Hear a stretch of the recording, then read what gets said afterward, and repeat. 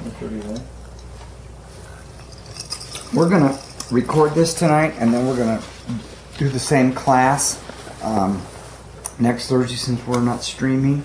So just in case somebody out there wants to see what we're doing, they won't miss out on anything. You know, we want to make sure that in case the authorities are watching this, I want to make sure that they have a chance to see us.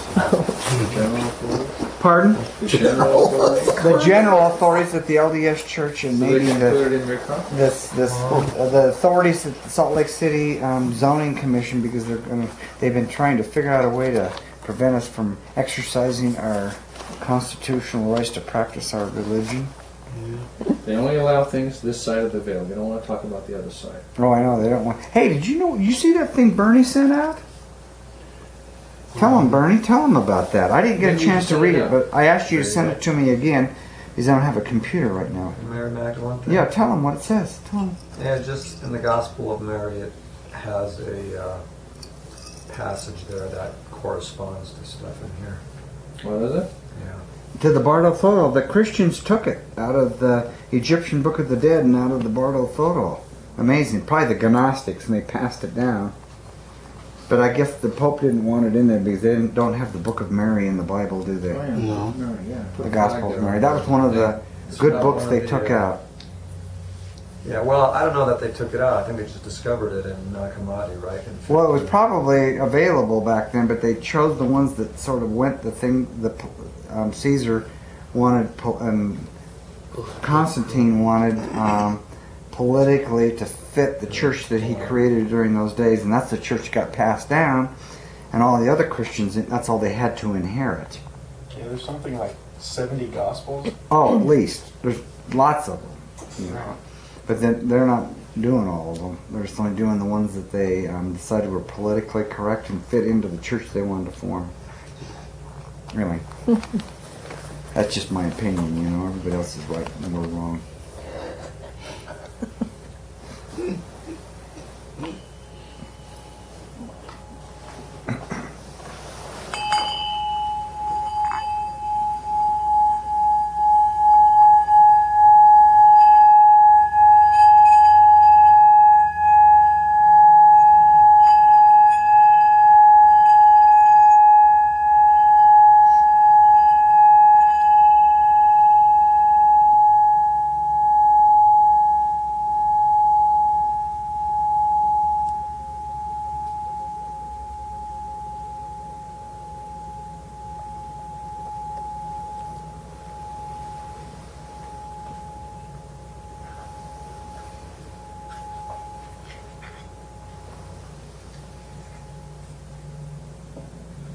You know, one thing that I wanted to say, that now that we're really deep into the book, I assumed that most of you would ignore these names and stuff of these Buddhas and these different states and the lokas and all these things that they put on from a Sanskrit into a Tibetan language.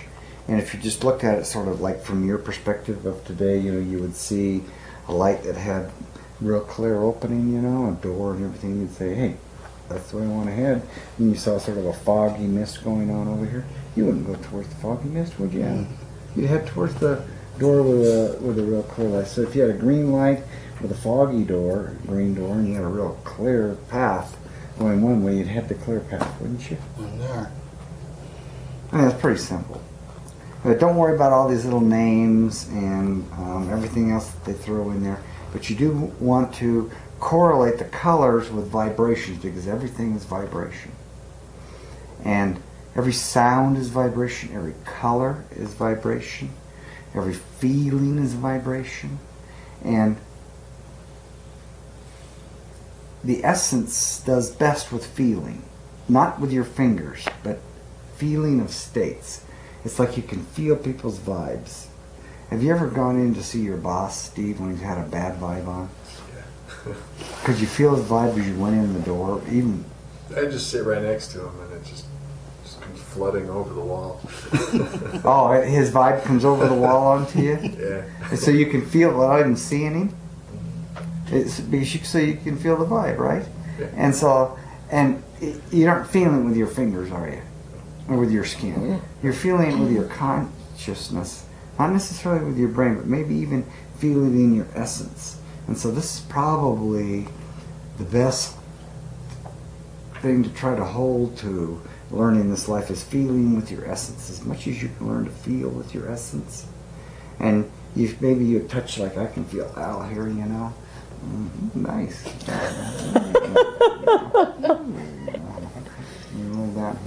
a minute. I feel Al here. It moved. And Al's feeling really good, you know. He's feeling very good and feeling nice and healthy, and he's got a good smile on his face. And then even if I stop feeling him, I can feel Al's presence. And even if I just close my eyes and I go into a meditation, I can feel his energy. It's an energy, it's a vibration, it's an energy feeling. You can feel the energy in your essence, because that's what goes on, is it's an energy. Your essence is an energy, or it's a vibrational state that is a potential energy.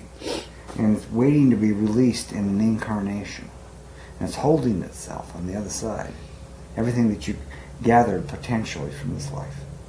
And so, in this life, you probably want to get as clean as you can so you can feel as well as possible. What I mean by clean, get good karma, as the Christians would say, in the Western world, drop all your sins and stuff, you know. Don't do detrimental things to other people and stuff like that. Get as clean as possible, get all your loose ends cleaned up, and start feeling with your essence. And then come to the initiations and learn how to feel in the initiations. On the second initiation, and I told everybody, right, that you need to get your second initiation redone if you had it done before, except for Shad and Steve, because they didn't have theirs taken away. And Edith hasn't been through the second one. But don't talk to me. Either talk to Gracie or Sue, and they're going to do it together. Okay? Here in the pyramid. And they'll do the same thing as what's going to happen to you when you die. You'll end off in that initiation. You'll come in here when you die, and you'll be in that same state, and you'll just go on from there. And what you learn in that initiation, and in the other initiations after that, you'll be able to make the portal just like that, and you'll be able to join in the marriage ceremony. And you joined in the marriage ceremony already, you know, one with someone. You'll be able to read the thing on the door over there on the side of the bottling building. It'll make really clear sense. And when you decide to do that, on the other side, you'll evolve, because you've taken two amoebas and put them together in a new body, and they will become something larger than two amoebas were before. Or maybe 3 or 4 or 5 in another body, and you'll really do well. As many as possible. With that in mind, we'll go on with the Bardo photo, because that's what it's talking about, going through the transference. Okay, we're on 131. The dawning of the wrathful deities from the 8th to the 14th day. Introduction. Now the manner of the dawning of the wrathful deities is to be shown. In the above bardo of the peaceful deities, there were 7 stages of ambuscade. What's that word mean? Does anybody know ambush? Ambush, or it means like they try to save you from the ambush of all those Hooks? yeah. Oh, wrathful deities. You want the good hook of grace. Yeah, you want the good one, but yeah, see, grace is over there, and you want the good hook of grace.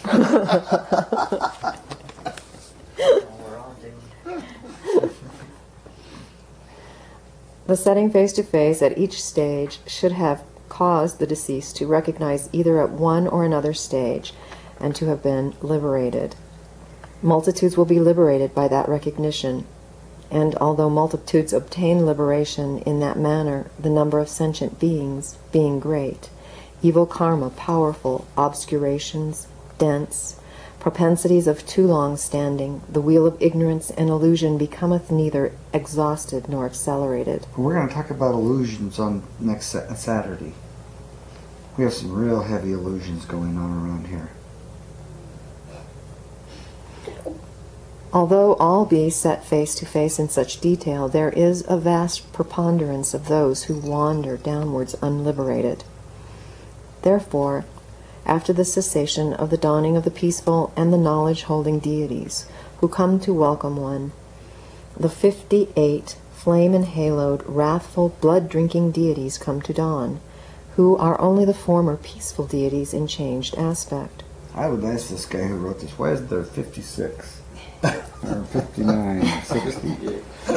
Why does he come up with 58 blood-drinking deities? Come on now. A lot of this stuff you just sort of need to chalk off to hallucinations of the Tibetan monks when they were doing mushrooms or something like that. But there is the Bardo Thodol, but it's not the way these guys describe it for us. It's different because we're from the West and we have a different propensities. We have different angers. We have different jealousies. We have different obscurations. Those are obstacles, I think.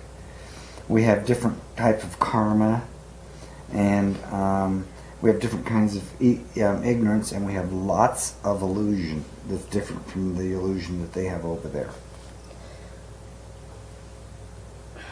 You're not going to talk about polygamous people, are you? I thought you were going to say something. Oh, well, no, just to the text. It says that, do I understand this right, that the former peaceful deities are changed in aspect according to the place of psychic center of the Bardo body of the deceased.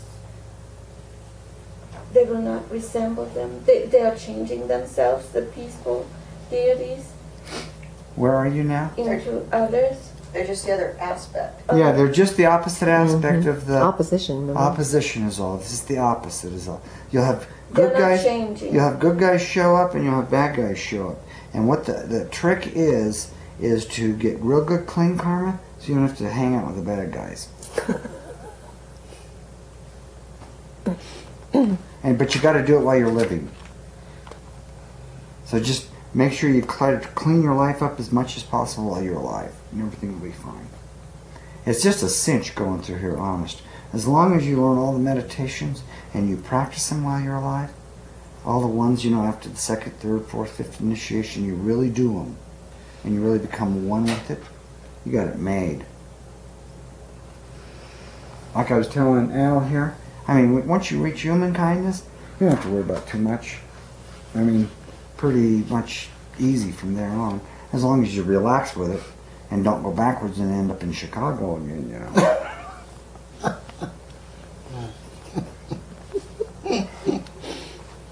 you get a better hand next life. It always gets better. I hope I get a better. Hand of, dealt to you. Of cards. That one's not working for you, huh? Try your left. Broke the right one. Got carpal tunnel. No.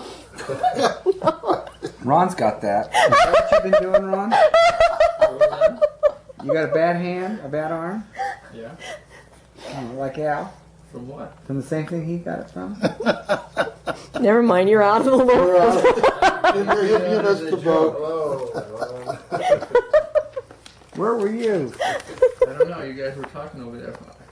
Part of my ears don't work. I thought everybody was in on it. Get closer. Same problem I have. You better trade Al's spot. Oh, fine.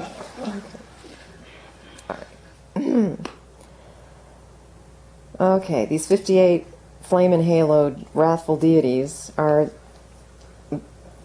the same as the peaceful deities, but changed in aspect according to the place or psychic center of the Bardo body of the deceased whence they proceed. Nevertheless, they will not resemble them. Footnote, up to this time, the 52 peaceful and knowledge-holding deities, emanations from the heart and throat psychic centers of the Bardo body of the deceased, have dawned. That's where the yoga of the, what's that kind of yoga that goes up your spine called? Kundalini. Kundalini comes from. The wrathful deities now about to dawn issue from the brain psychic center. They are the excited or wrathful reflex forms of the peaceful deities, who, when contrasted with their wrathful aspects, include the knowledge-holding deities. This is the bardo of the wrathful deities, and they being influenced by fear, terror, and awe. Footnote. The fear, terror, and awe, or fascination, on the part of the deceased on beholding the deities, arise only in the case of the ordinary devotee, who, as the text explains, has not had adequate yogic training ere death to enable him to recognize the bardo as such immediately upon dying and pass beyond it. For the adept in yoga, who can take the bardo by the forelock, as the text puts it, mastering death, and who knows that all apparitional appearances are unreal and powerless, both in this world and in all other worlds, there is no bardo to experience. His goal is either an immediate and conscious rebirth among men, or in one of the paradise realms, or, if he be really ripened, which would be an exceedingly rare circumstance, nirvana.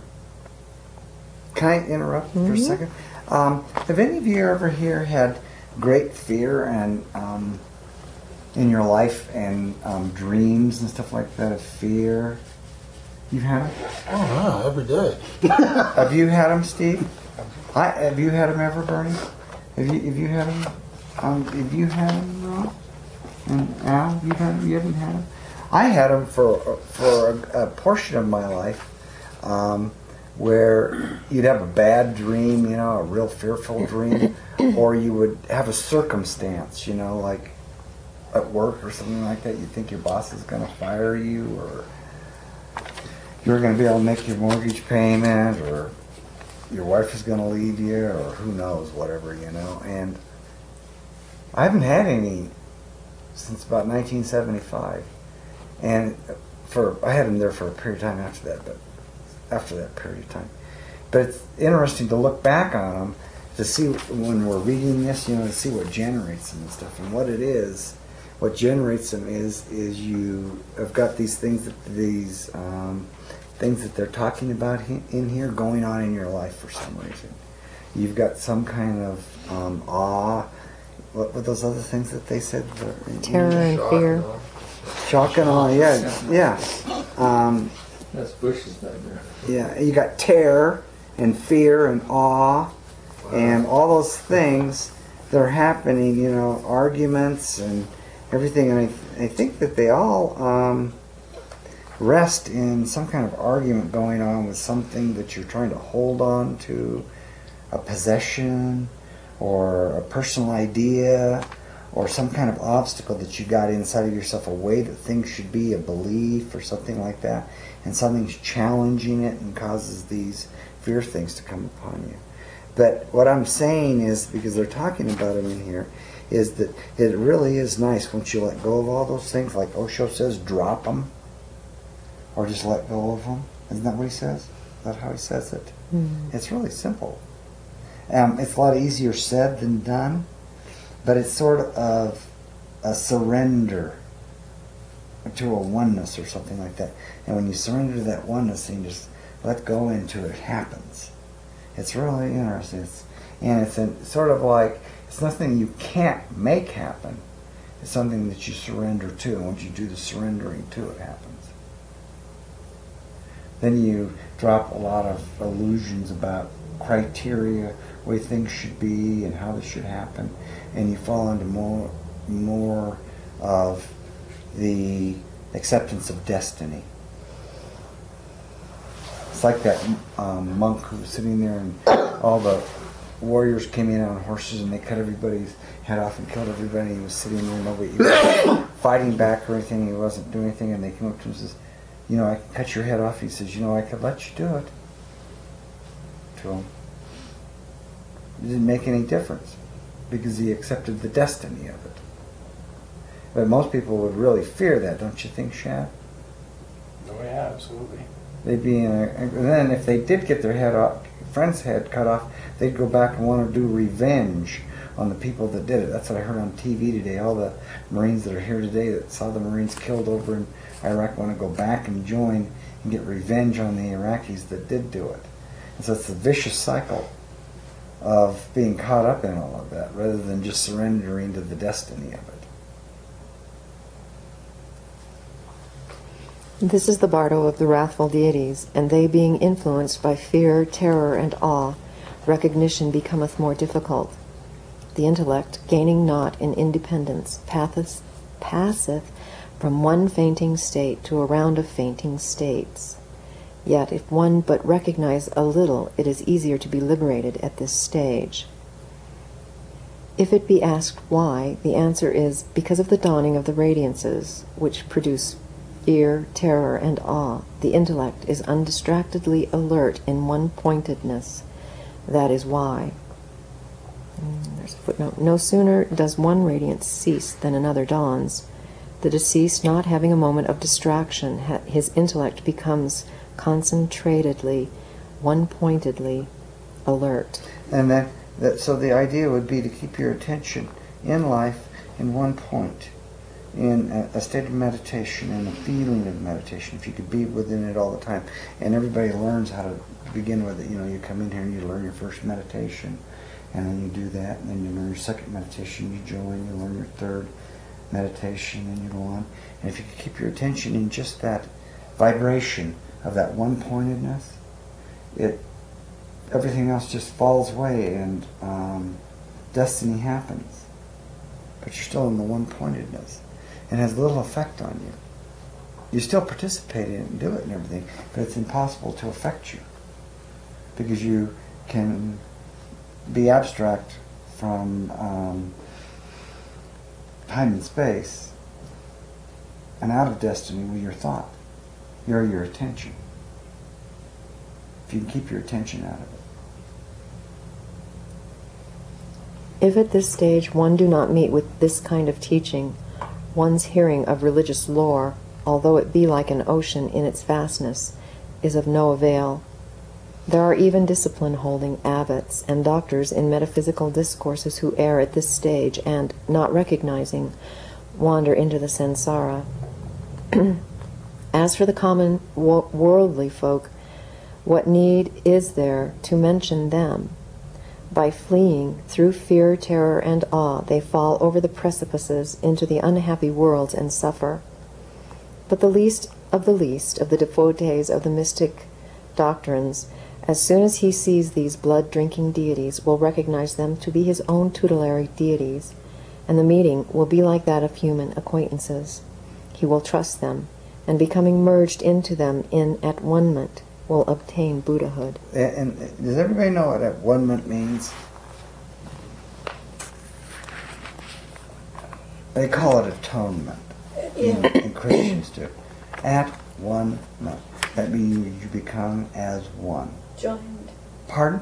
Joining together. Tuning in? Yeah, joined. No, it means becoming one.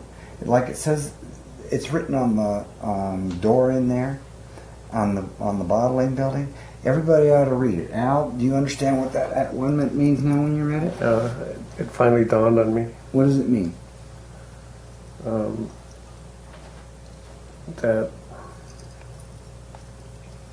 you have a master that has a vibration, and just like a tuning fork, you have to pick up that vibration. That's a seed, and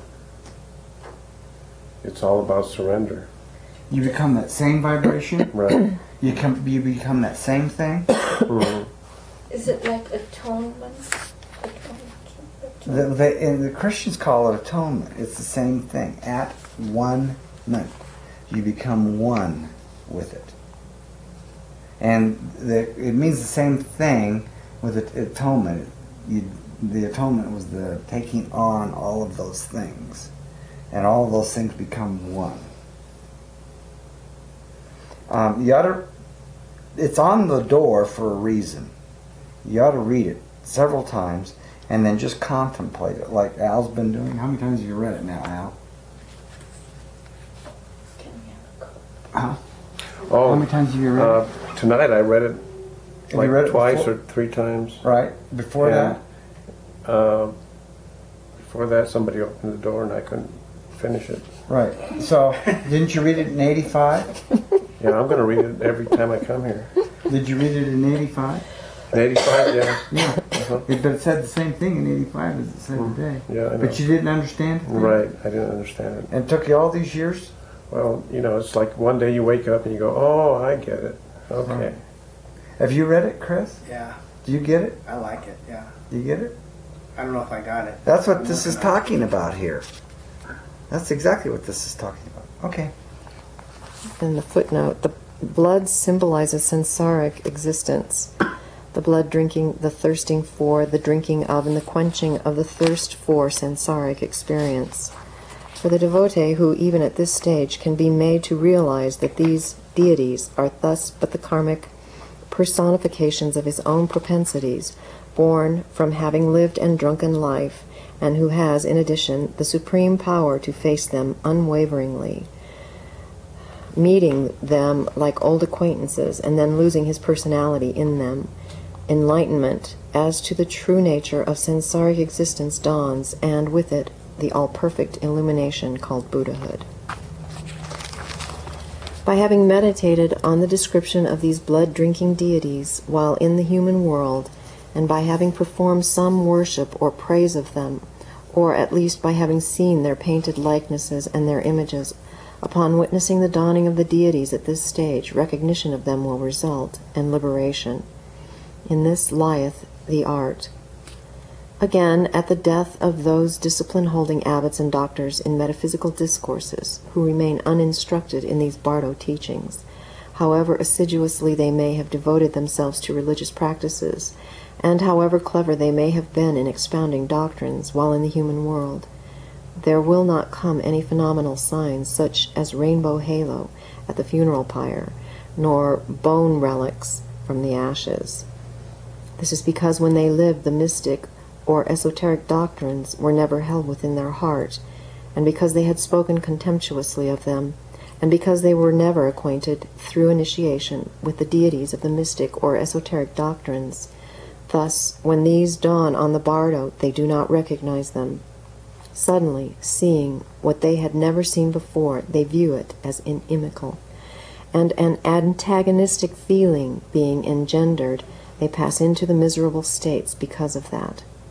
Therefore, if the observers of the disciplines and the metaphysicians have not in them the practices of the mystic or esoteric doctrines, such signs as the rainbow halo come not, nor are bone relics and seed-like bones ever produced from the bones of their funeral pyre.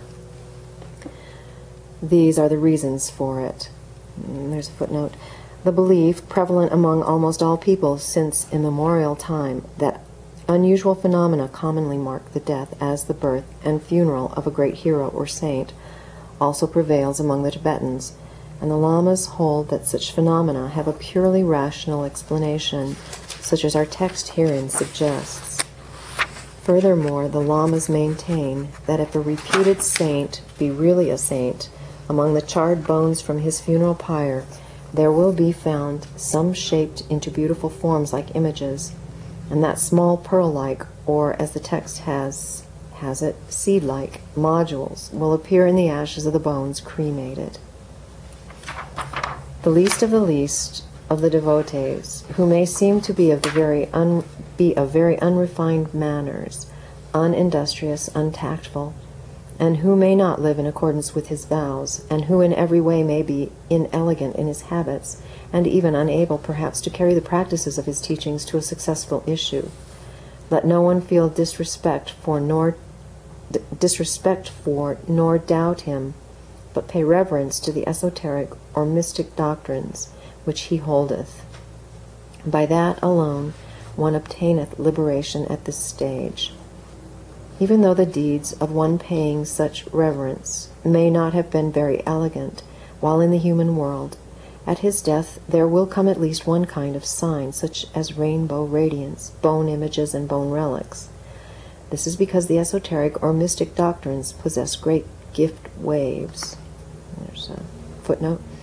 That is to say, the esoteric doctrines being realizable, because based on truth itself, one who follows or even reverences them is thereby automatically brought into rapport with very definite psychic forces.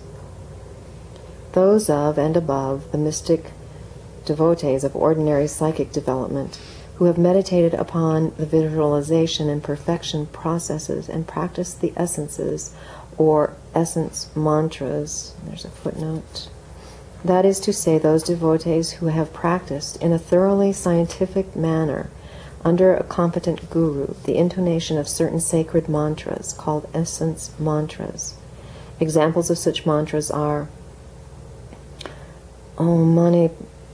They say this different than everybody else knows how they say this, but anyway, it means hail to the jewel of the lotus, or hail to him who is the jewel in the lotus. Hail to the Lord of speech. Hail to the holder of the dorja. This is the same thing as like the opening of the mouth ceremony, the hearing. Okay. The three essence mantras of the three protectors of Lamaism. The first being the essence mantra of the Bodhisattva Shenrazi, the seer with keen eyes, the great pitier. The second, that of the Bodhisattva Jampalyang, the god of mystic wisdom. And the third, that of the Bodhisattva Shakdor, the wielder of the thunderbolt. Now let's see. Need not wander down this far on the Chonyat Bardo. As soon as they cease to breathe, they will be led to the pure paradise realms by the heroes and heroines and the knowledge holders. Another footnote. The following passage from a prayer on behalf of the dying person in the Book of the Craft of Dying, Chapter 6. When thy soul passeth out of thy body, may glorious companies of angels come against thee, the victorious host, worthy judges and senators of the holy apostles meet with thee, the fair white shining company of holy confessors, with the victorious number of glorious martyrs come about thee. The joyful company of holy virgins receive thee, and the worthy fellowship of holy patriarchs open to thee the place of rest and joy, and deem thee to be among them that they be among everlastingly. As a sign of this, the sky will be cloudless. They will merge into rainbow radiance. There will be sun showers, sweet scent of innocence in the air, music in the skies, radiances, bone relics and images from their funeral pyre. Therefore, to the abbots or discipline holders, to the doctors, and to those mystics who have failed in their vows, and to all the common people, this thodal is indispensable. Another footnote. The Lamas maintain that, while mere goodness and book knowledge are desirable in devotees seeking liberation, spiritual wisdom coupled with unshakable faith and the setting aside of all intellectualisms are indispensable. One of the precepts of the great Tibetan yogis taught to all neophytes is, difficult indeed is it to obtain liberation through intellectual knowledge alone. Through faith, liberation is easily obtained.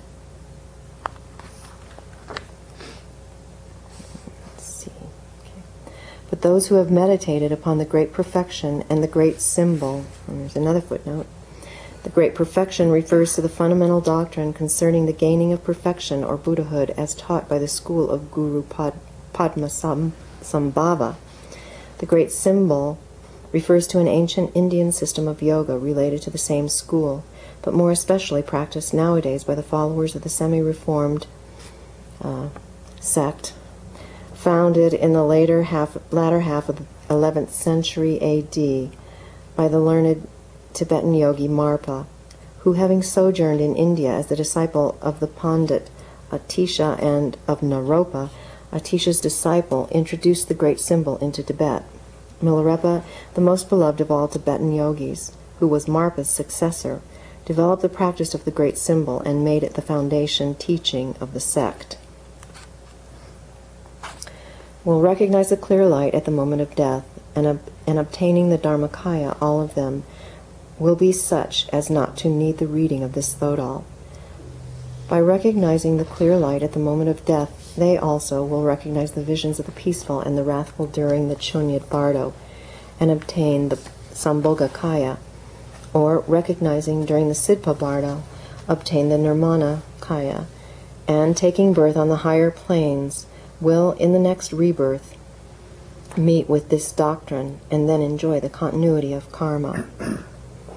And there's a footnote. If there be recognition of reality when it first dawns, for example, if the dreamer in samsaric existence be awakened into the divine state of the Sambhogakaya during the Chonyat Bardo, the normal cycle of rebirth is broken, and the awakened one returns voluntarily and fully conscious to the human world as a divine incarnation to work for the uplifting of mankind.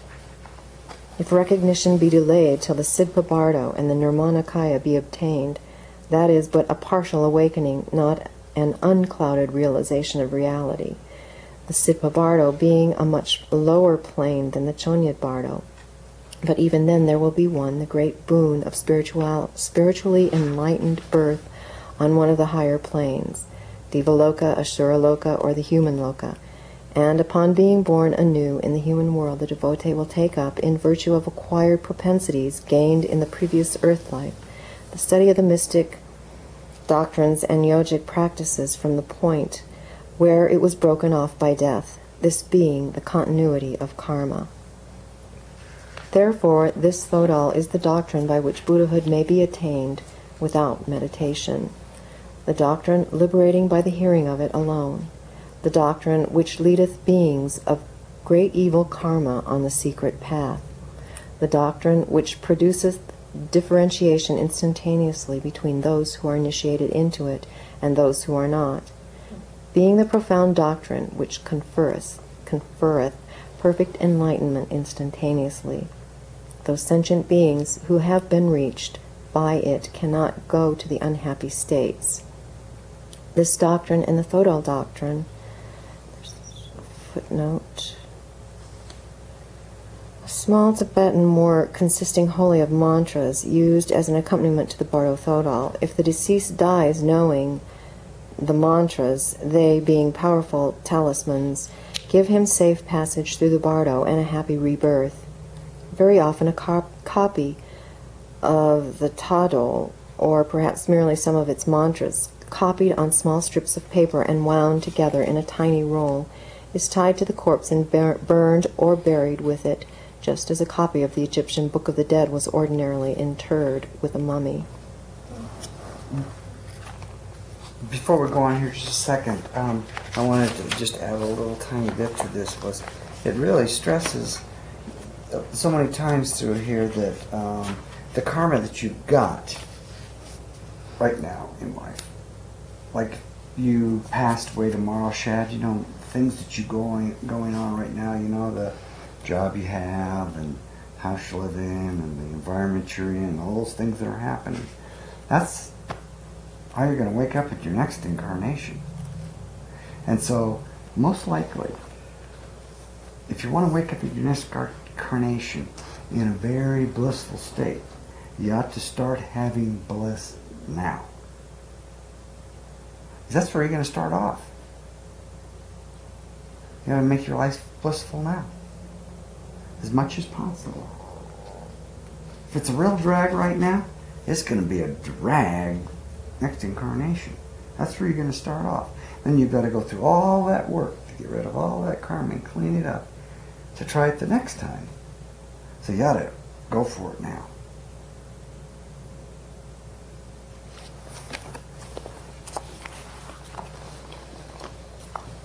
This doctrine and the Tadol doctrine, when joined together, being like unto a mandala of gold inset with turquoise, combine them. Thus, the indispensable nature of the Thodol being shown, there now cometh the setting face to face with the dawning of the wrathful deities in the Bardo. The 8th day. Again, calling the deceased by name, address him thus: O nobly born, listen undistractedly, not having been able to recognize when the peaceful deity shone upon thee in the Bardo above, thou hast come wandering thus far. Now on the 8th day the blood-drinking, wrathful deities will come to shine. Act so as to recognize them without being distracted. O nobly born, the great glorious Buddha Haruka. There's a foot. No. Dark brown of color, with 3 heads, 6 hands, and 4 feet firmly postured. The right face being white, the left red, the central dark brown. The body emitting flames of radiance, the 9 eyes widely opened in terrifying gaze, the eyebrows quivering like lightning, the protruding teeth glistening and set over one another, giving vent to sonorous utterances of ah la la and ha ha and piercing whistling sounds. The hair of a reddish-yellow color, standing on end and emitting radiance. Don King. I was going to say, gee, there's a lot of those around right now.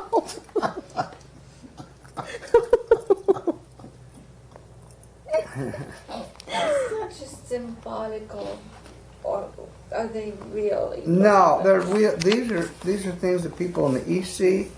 You'll probably see your relatives. You're saying it's all how we And they'll be relate? doing the same thing. You'll see screaming babies and stuff like that. You'll see the screaming. No, I'm getting over screaming babies. I've got that one behind me. That was my last U-Haul. U-turn. Okay, reddish-yellow color, standing on end and emitting radiance. The heads adorned with dried human skulls and the symbols of the sun and moon. Black serpents and raw human heads forming a garland for the body.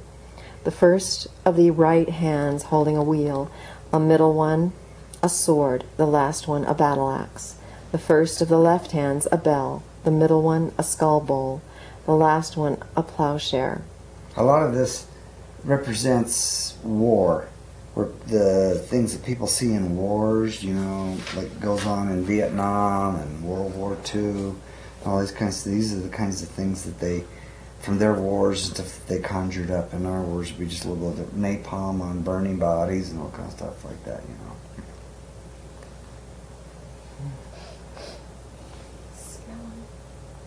His body embraced by the mother, Buddha Krodisharurima. Okay. The Buddha, the mighty, wrathful mother. Her right hand clinging to his neck and her left putting to his mouth a red shell filled with blood, making a palatal sound like a crackling and a clashing sound and a rumbling sound as loud as thunder, emanating from the two deities, radiant flames of wisdom blazing from every hair pore of the body, and each containing a flaming dorja. The two deities together thus, standing with one leg bent and the other straight and tense, on a dais supported by horned eagles. And there's a footnote. There are the Garudas of India in the Tibetan mythology. These are the Garudas of Indian and Tibetan mythology. They are depicted with eagle head and human bird body, having two human-like arms, two eagle wings, and two eagle feet. Symbolically, they personify energy and aspiration. They will come forth from within thine own brain and shine vividly upon thee. Fear that not. Be not awed. Know it to be the embodiment of thine own intellect. As it is thine own tutelary deity, be not terrified. Be not afraid, for in reality it is the Bhagavan Bharashana, the Father-Mother. Simultaneously with the recognition, liberation will be obtained. If they be recognized, merging thyself in at one-ment into the tutelary deity, Buddhahood in the Sambhogakaya will be one. Okay, now what did that say? Doing what? Chris? What did they just say there? Do what? Let me just read it over.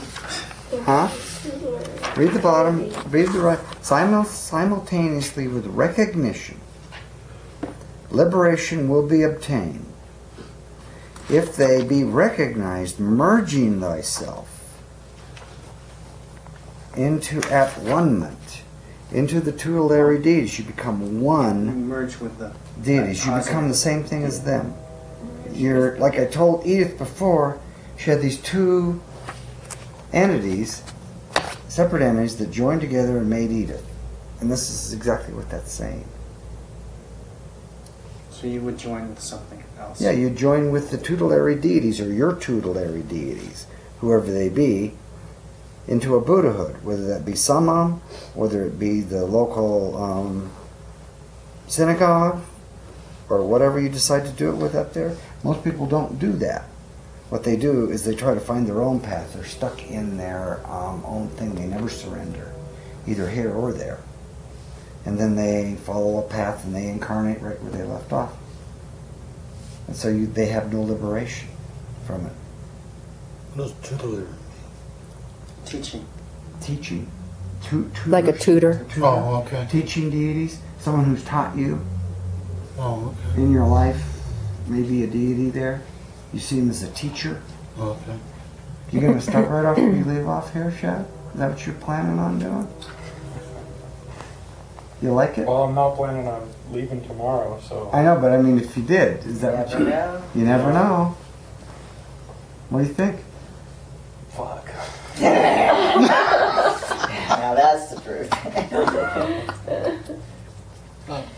We need to read this again. It's a good thing we're going through this whole section But again it next is, week. once you have to make a decision to change or to get out of it, right? You have to make a decision You have to let to go. make this decision to drop it. You have all these propensities and things that you're hanging on to, and all these angers and all these awes and shocks and fears. And if you drop them all and surrender to something else, you get rid of them. But you got a whole bunch of them going, Edith. You got a family full of them. Oh, I thought now that I'm in the home alone, I was going to really rescue it and do everything as much myself. I lost more money on stupidity fixing up this home, and it isn't even, it isn't even rewarding. You're going to be born into that same home. Oh, Right in no. time. Why don't we stop on the 9th day for tonight? Okay. Buddhahood in Kaya will be one, huh? A type of Buddhahood. But you do great. We're reading that part over next week. Yep. It's a good part. And if you can just sort of get around all the colors and the names and everything like that and put it into a practical thing for the West, it makes sense. But we wanted to read it to let everybody know that this isn't something we're making up at some of them. And this, I wonder why we are not reading the Egyptian book of the dead. we will. Oh. Yeah. Because you haven't been here when we read it before. We read this before, too. Oh. You weren't here then.